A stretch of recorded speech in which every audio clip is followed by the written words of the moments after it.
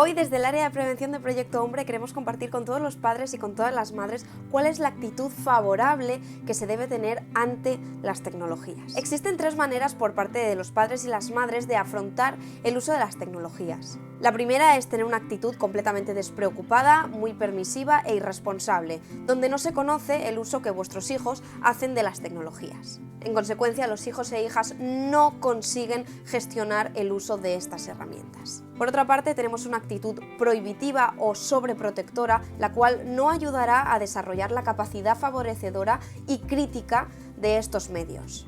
Lo ideal para tener un uso adecuado de las tecnologías implica tener una actitud proactiva de cómo y qué manera podemos utilizarlas.